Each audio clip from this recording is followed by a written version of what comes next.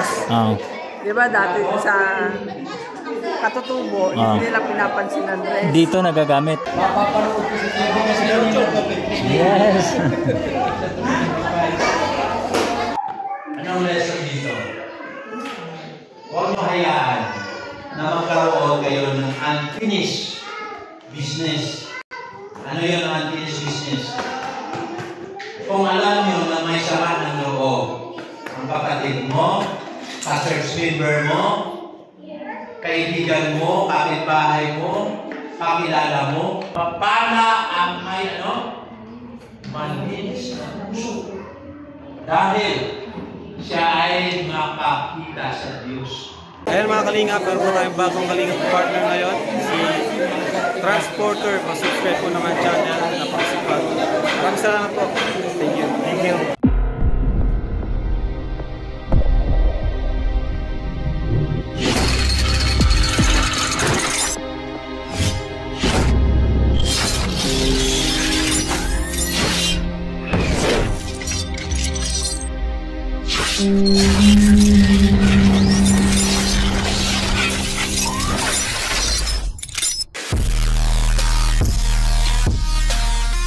Hi. Hello? Hi. So, maligayang Sunday sa inyo. Okay. Ay, kami nandito, hindi ako ang pakanan nito. Nayaya naman ako ni Bro Jimo. Nayaya nila ako na sumama dito kasi kung may mga mission. Nayaya nila ako sumama. Actually, iba kasi ang aking mission talaga. Ang aming mission ay medical, surgical, dental, laboratory, saka yung tawag dito. Kasama yung OCTA para sa mga reading classes. Kaya kung magsuka mamaya ang mata nyo sa mga reading classes na dala namin, bibigyan namin kayo. So, ngayong hapon, meron natin isi-share sa inyo bago tayo patuloy. Meron kami mga regalo na pamigay sa inyo mamaya. Kasama na dyan, may mga vitamins kami para sa mga meron ilan para sa mga hindi sa pangangailangan. Kung natuto na tayo at marunong tayo, kung tayo ay umahon doon sa kahirapan ng buhay natin dahil sa ating pagtatyaga sa ating Panginoon, bibigyan niya tayo ng kasiyahan. Amen. Kaya yun yung promise ng Panginoon sa atin. If you love me, keep my commandments. Sa ating pagkakit ng kanyang mga commandments, mayroon siya mga reward sa atin. Sila yung mga rewards na i-promise ang Panginoon sa atin. Sino sa inyo dito nakatanggap ng rewards mula sa Panginoon? Sino sa inyo nakatanggap? Meron? Ano nakatanggap ko, sir? Yung mga pagpapala niya, yung mga binibigyan ng trabaho sa akin, saka natin ng pagpapala. Amen! Amen! Dahil yan, ang trabaho mo ng trabaho, pagpapala ng Panginoon yan. Hindi ka na matatagal sa trabaho mo kung hindi ka marunong at hindi ka honest, di ba? So, yun ang mga turo sa atin ng Panginoon. Sino sa inyo ang gusto ng love story? Yung people, mahilig kayo sa love story? Basahin nyo ang Psalms and Songs of Solomon. Napakarami love story. Pero alam nyo ba? Pag sinabi mong love story, kailangan may kasama ito, may kakaiba dito na tawag dito, forgiveness. Storyahan mo yung storya na love story sa Bible. Na kung wala ang forgiveness, talagang masama talaga ang dating ito. Sino ang kilala kay King David? Si Hari David. Mayroon sa anak ang pangalan si Amnon.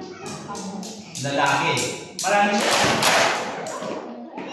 Pero ang istorya, dito lang nakikikot. Dito lang makikikot kay Amnon. Okay? May anak din si David isang babae ng pakaganda. Pero sa ibang nanay, nakita ni Amnon na itong kanyang half-sister ay napakaganda. Sabi ni Amnon sa kanya, oh, napakaganda ng aming half-sister. Para ako na in love. Sabi ni Amnon, alam niyo ba, anak ng hari kasi mayroon din sila ng advisor.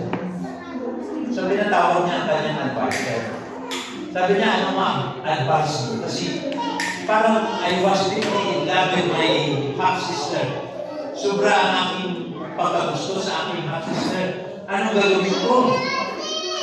Kaya mag-ingat kayo sa mga advisor na sino dito sa inyo may mga kaibigan na yung advice. Mag-ingat kayo kasi minsan ang advice na gaya nito. Sabi ng advisor ni Amnon, na kung talagang may gusto ka sa sister, half-sister, ganito ang gawin mo. Makunyari ka na may sakit.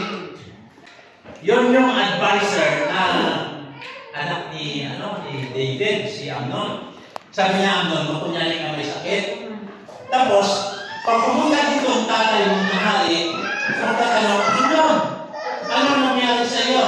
Kamusta ka? Sabihin mo, mahali, masama ang pakiramdam ko.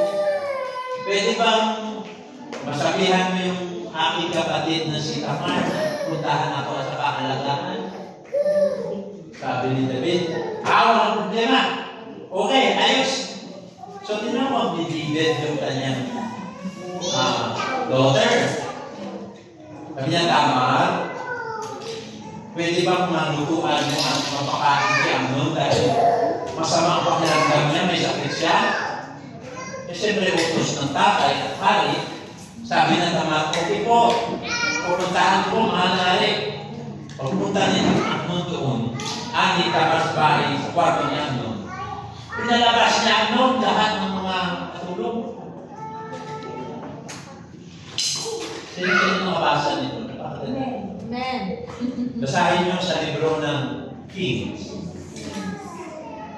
Yung libro ng mga Kings, nandun yung istorya ni Amnon sa kanila. Ngayon, nung pumasok na si Tamar, pinalabas niya Amnon lahat ng katulong. Tapos lumabas siya, hindi ko kayo kailangan. Nandito na ang aking kapatid.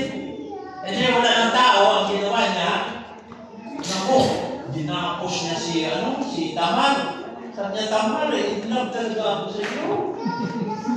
Sabi ni Tamar, Amnon, huwag kang gumawa ng karahasan. Magpaalam ka sa hari at papayagan ka. Sabi niya, hindi na ako makikitay. Hindi na ako makapigil. Ay, nirape niya si Tamar. Nung ma-rape niya si Tamar, umuwi si Tamar sa bahay nila. Mayroong kapatid si Tamar sa kanyang nanay. Sa atin, dalawa na siya kapatid. Ang pangalan ng kapatid ni Tamar ay si Absalom. Nakita niya sa mall si Tamar, naglagay ng abo sa ulo at nagsuot ng sako. Noong panahon, nalalaman ko talaga na hindi talaga nangyari. Kasi naglalagay ng abo sa ulo at nagsusuot ng sako. Sabi niya, sabihin mo sa akin, anong nangyari sa iyo? Kunito ni Tamar kung ano ang ginawa sa kanya ng kanyang kapatid, ang pakamanan ng kapatid na si Amnon. Alam niyo anong sabi ni Absalom? Tamar, hayaan mo na lang si Amnon. Kasi kapatid mo naman yun eh. Pero hindi alam na lahat. Wala ka alam-alam si Amnon na ang galit sa puso niya sa loob sobra-sobra. Kinimkim na lang at itinago. Anong lesson dito? Huwag mo hayaan na magkaroon kayo ng unfinished business. Ano yun ang unfinished business? Kung alam nyo na may sama ng loob, ang kapatid mo, ka-church member mo, kaibigan mo, kapitbahay mo, kakilala mo, huwag mong hayaan na sabihin mo, takot sa akin yan, hindi na magreklamo yan. Bawa, wala kang ulam, hindi nakip mo yung manok ng kapitbahay mo. Tapos sabi niya, ba't mo din nakikainom lang? Uulamin mo din sana yun. Hindi ka lamang ng siya. Tapos sasabihin mo, ano ka yun? Huwag ganun, ha? Kailangan naman tayo settle. Sabihin mo, Eki, gutom talaga ako sa bahay. Bumura ko na lang yung manok. Hindi ako gusto mo, maghanap ako ng pampalit doon. Kailangan na ayusin yun. Otherwise, baka magkaroon ng galit sa iyo, ikimkimin niya, isang araw na lang, naglalakad ka sa daan, bigla ka na lang. Bang! O gagandihan ng iyong mga mahal sa buhay. Ito ang nangyari, ha? So, okay na yun. Wala naman kay Amnon yun. Akala niya, kinalimutan na lang ni Tamar yun. Pero di alam ni Amnon na ang kapatid galit na galit. Ginawa niya ang salong. Nagtanim siya ng vineyard. Alam niyo yung ubasan? Nagtanim siya ng ubasan. Grabe ang produkto niya sa loob ng lakas ng kanyang ani. At nang nag-aaral siya, pinadala niya ng sulat ang kanyang amang hari na si David. Ama, pumunta ka, magkakaroon ako ng salo-salo celebration dahil sobra-sobra ang ani ko. Sabi niya, sobra-sobra talaga, wala akong mapaglagyan. Sabi ni David, ikaw na lang ang salo. Ito na lang, okay na ako. Talagang ano na ako, satisfied ako kaysa akin. Ikaw na lang. Sabi na sa loob, si Ama, hindi ikaw. Ipadala mo na lang ang aking mga kapatid, ang mga anak mo, para magsalo-salo kami. Kasama mo na rin si Amnon. Pumayag si King David. Wala silang ka-idea-idea sa pinabalak ni Absalom. So, pinadala lahat ng kapatid ng ni Absalom, anak ng hari. Ngayon, sa salo-salo, nagkadalasing na sila. Kaya hindi talaga maganda ang maglasingan, ha? Naku, huwag kayong sumali dyan. Maya-maya, hindi mo alam, kinikimkim para na inisyo kainuman mo, patay ka na yun, diba? Ngayon, habang nagdalasingan ang mga anak ng hari, nakita niya sa loob na si Amnon lasing na. Ano yung ginawa niya? Sabi niya sa kanyang mga bantay, tagarin niyo si Amnon. Lasing niya. Ayun niyo, huwag niyong tatantanan.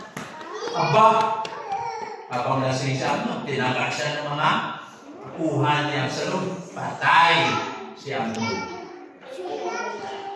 Nalipot sa hari. Lupot na lupot ng hari. Kasalanan din kasi ng hari. Bakit? Hindi niya inayos ang problema ng Amnon sa kanitama, pinagayaan na lang. Kaya nagkaroon ng patayan. Ang araw na yun. Hindi niya inayos. Kaya ito ang sabihin ko sa inyo mga kapatid.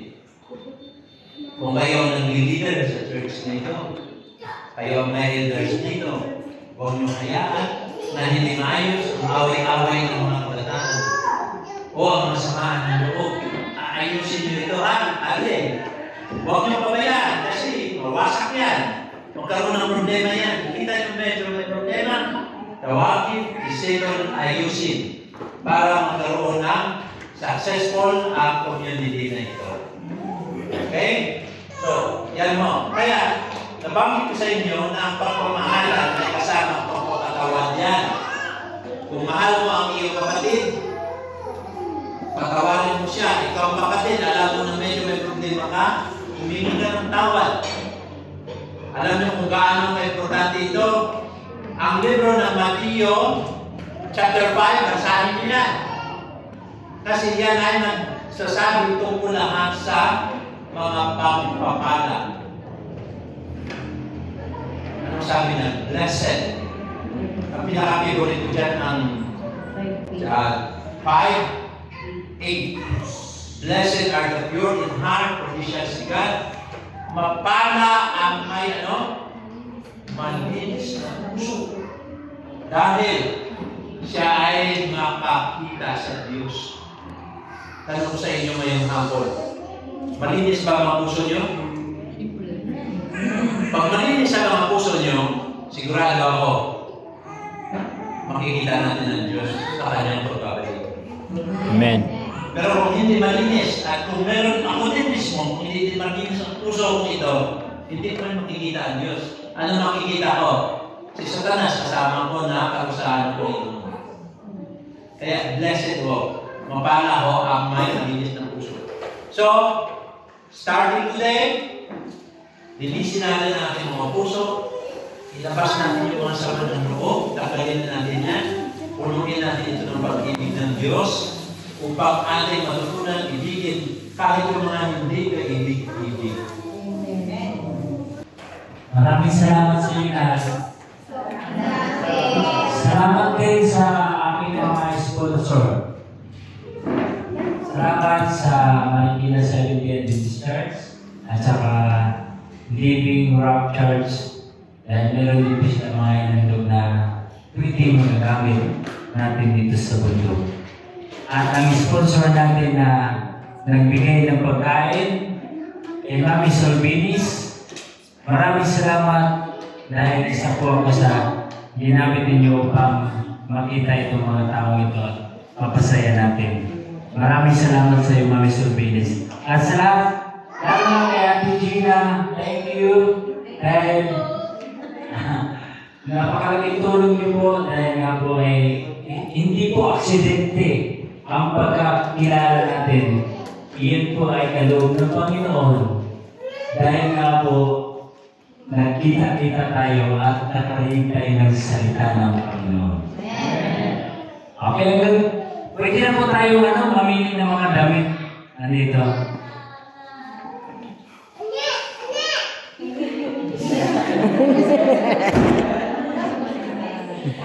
At saka may konting pala may mga, kung kailangan ito ang vitamins ng mga bata, kahit mga matatanda, kailangan nyo po dito, alam ko yung paracetamol, over the counter naman yon, kaya ito lang bisita ng doktor. So kung gusto nyo po humingi, pwede kayo halap tayo ng lugar na pwede kayo humingi po ng Luluang daw po. Dito may lamisa. So, unahin mo na yung yung vitamins.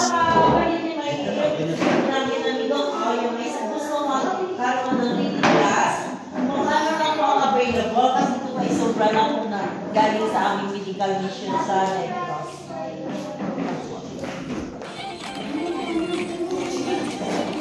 Gawin dun sa sa Damit. damit Sige, pamimigay na dito. Oo, sige. Tapos na rin, iba rin yung sa mga vitamins, iba rin yung sa damit. Ayan.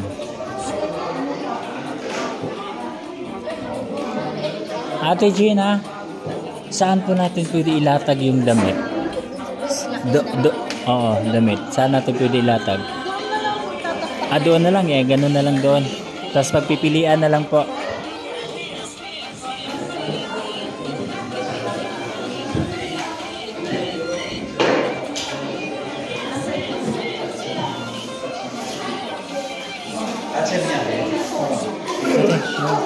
Hawakan natin yung camera mo.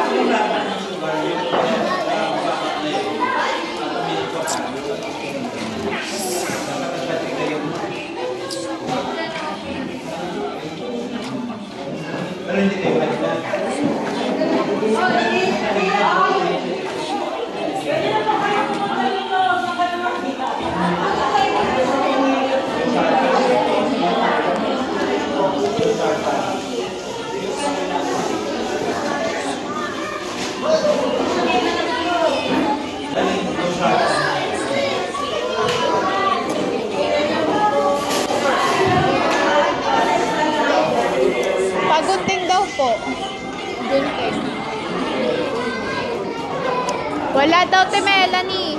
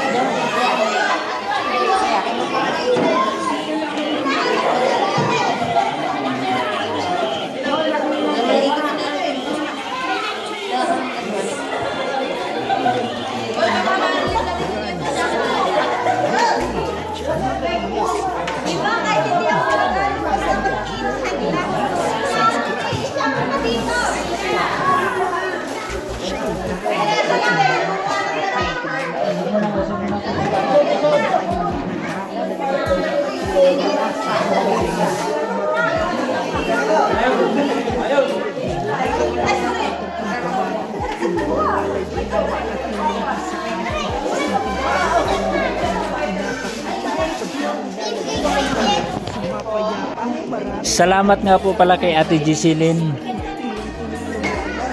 Giseline Galang, thank you. At Marikina 70 Adventist Church sa mga nag-donate ng damit. Thank you. At kay Dr. Au, thank you very much. Salamat din kay Sister Pichi from Living Rock Church.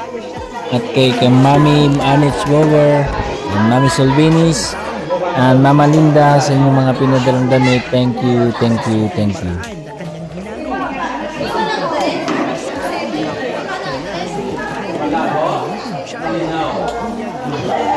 Ito meron po rin pong mga gamot po.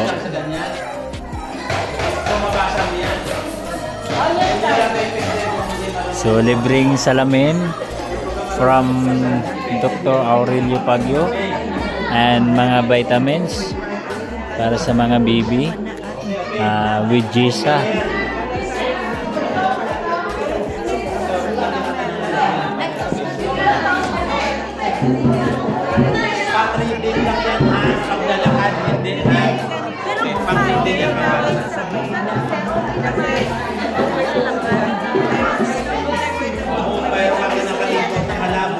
So ayan po, may mga vitamins din po tayo.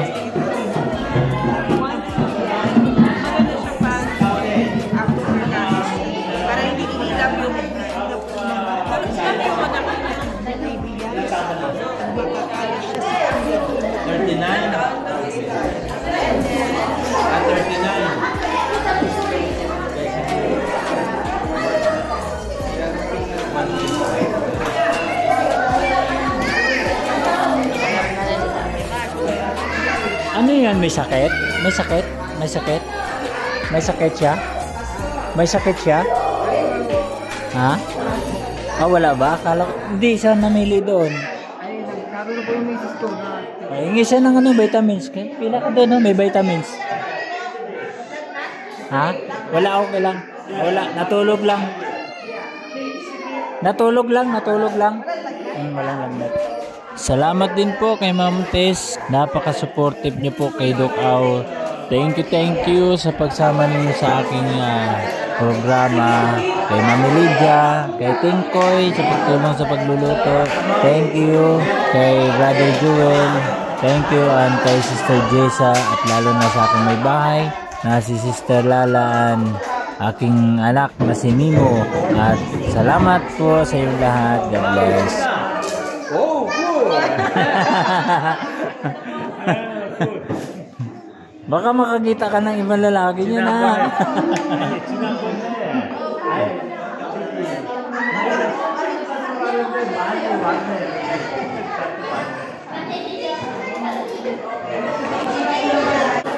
Hello mga kagimo, itong simbahan na ito, tinayo pala ito ng Koreano. So, sila po ay mga born again. So, dito po kami nagpa-feeding kasi doon sa lugar po, doon sa baba kasi maputik, maulan, may bagyo.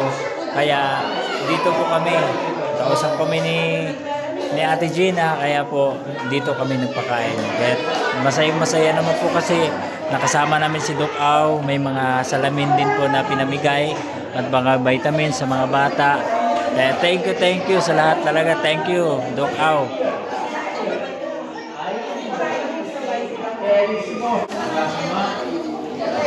Yung mga dress, Oh. di ba dati sa Katutubo, hindi nila pinapansin ang dress. Dito nagagamit. Dito Ah. mga dress. Oh. Oh, dito, dati kasi, namimigay tayo sa mga katutubo, yung mga dress hindi po napakinabangan. Pero dito po sa kanila, gamit na gamit kasi nagsasamba po sila dito. Oh, ang daming napili ni nanay, oh.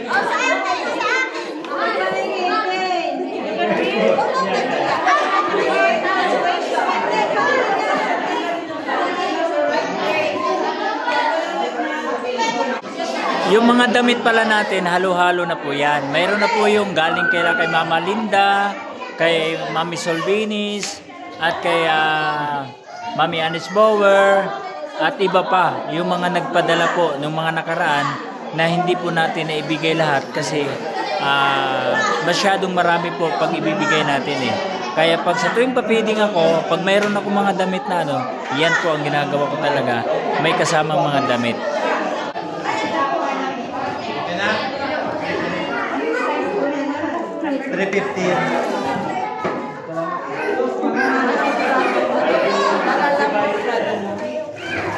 Kuya. Wow, may unan ka na. Kuya. Kuya. Siguraduhin mo kuya kasi malinaw na. Baka makakita ka ng iba niyan.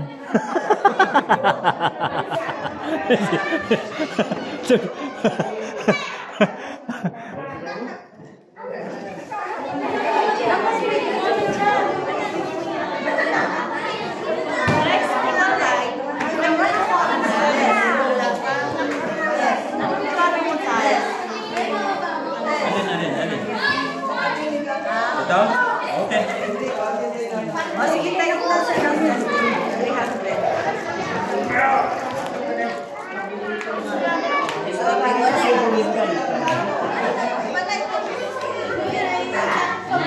Hindi ka namili. Namili lang po. Namili na.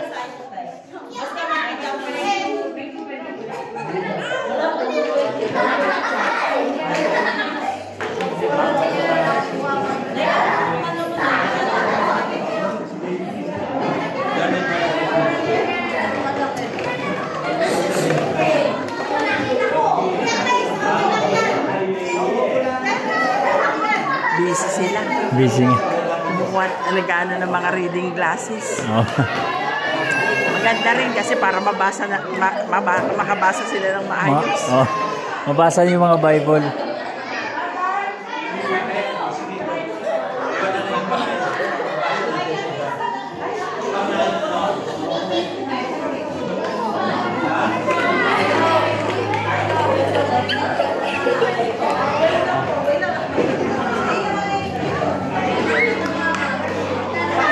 Oh, nakakuha ng laruan.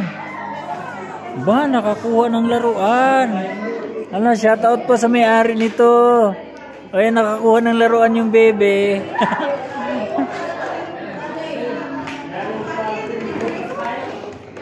Oh, may bag na.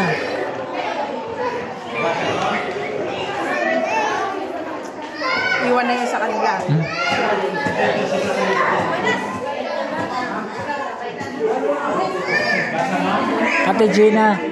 Ate Gina, ikaw na po bahala nito ha.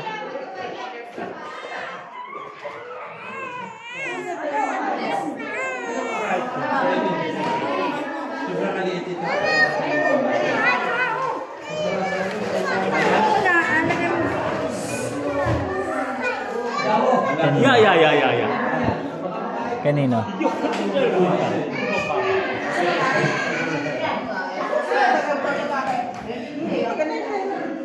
Oh, nakakuha kay nanay ah. Nakakuha si nanay ah.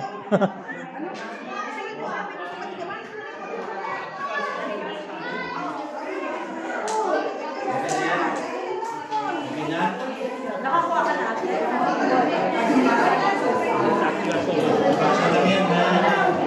Reading class lang yan ha. Baka... Ano? Hindi kaya? Bumalik ako. Dito lang. Nakakapunta ko dito. Hindi.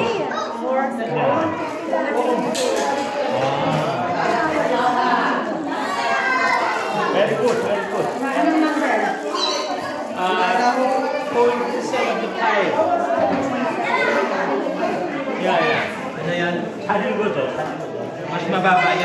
275 na kanina eh. Mapapanood ko sa TV kasi Yes. Ito yung sticker ko. Yan. Pag sinerge mo yan, ang lalabas yan, transported din muna.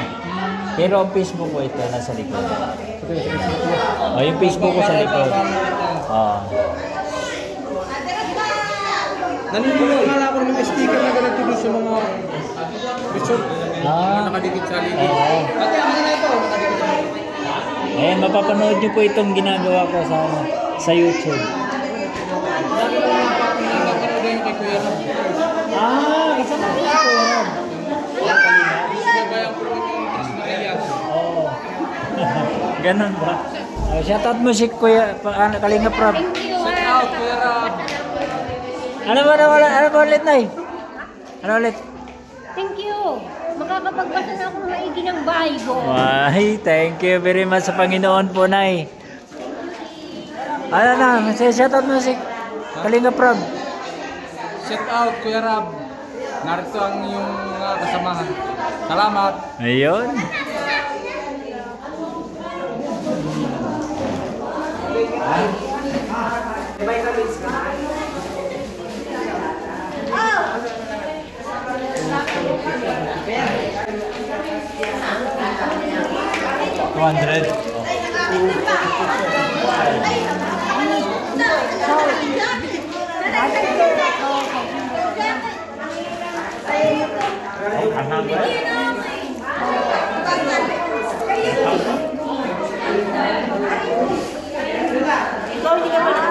May labo rin mata ko eh. Malabo rin.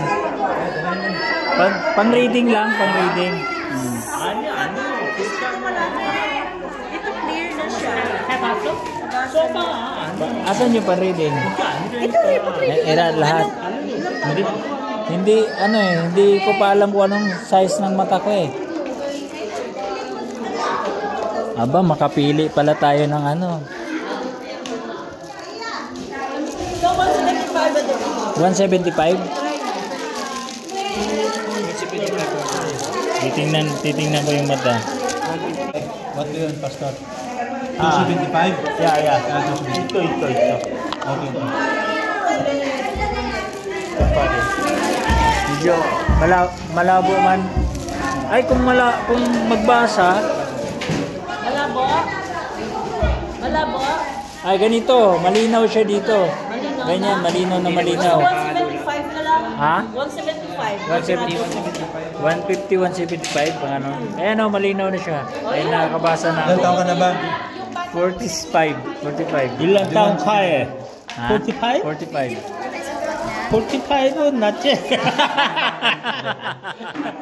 63. Wow. 2.75. Ayos po, nakakabasa na ako ng malapitan.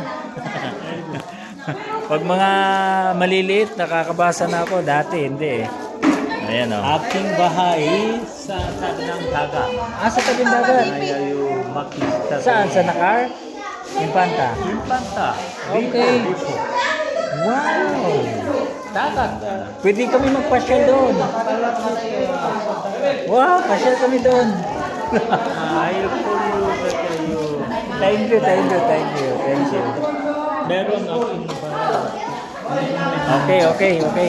Thank you very much. Yun, ang ganda pang reading. Ayan, thank you, Ma'am Tess. Doc out, thank you. Meron na ako ano. Ayun pala, ang babasahin Saan ko. ang ating babasahin? Ayan. Nadala ko. Meron na akong reading glasses. Meron na akong reading glasses. Mas malinaw na ngayon. Baka mas parami yung mga makikita kong magaganda.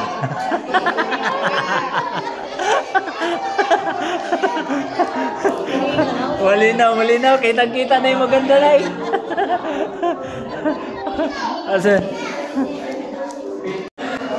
So, masayang-masaya po ang ating feeding ngayon dahil masayang-masaya po sila. Marami po silang napili na mga damit. Marami din po silang mga busog din po sila sa mga pagkain na ating mga niluto. Kaya maraming salamat sa mga gusto pang mag-donate ng mga damit na mapakinabangan po ng ating mga kababayan. Open na open po ang ating programa, ang ating mission. Sa tuwing meron tayong pa-feeding, ay mangyayari po na ipamahagi po natin yung mga damit na yan. Kaya maraming salamat po sa lahat, sa inyong lahat na walang sawang pagsuporta ng aking channel. Thank you sa mga mamis ko na mga immigrant, mga OFW na nanirahan dyan sa ibang bansa, lalo ng ating viewers dito sa Pilipinas. Shout out sa inyo lahat. Maraming salamat. God bless us all.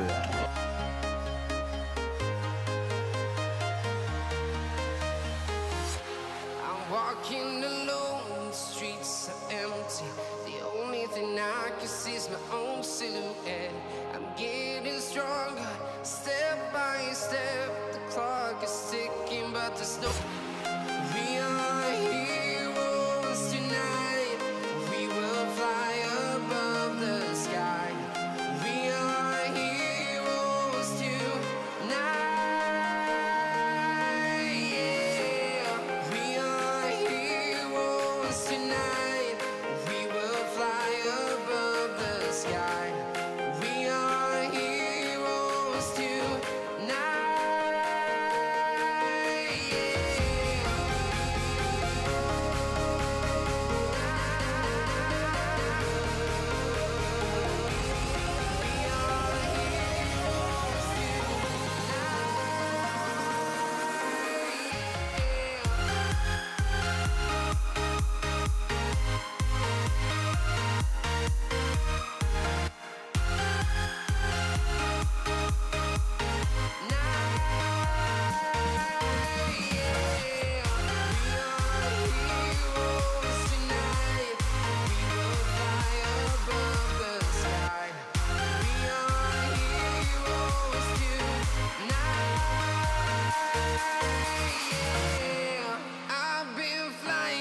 Town to town, from London to Taiwan.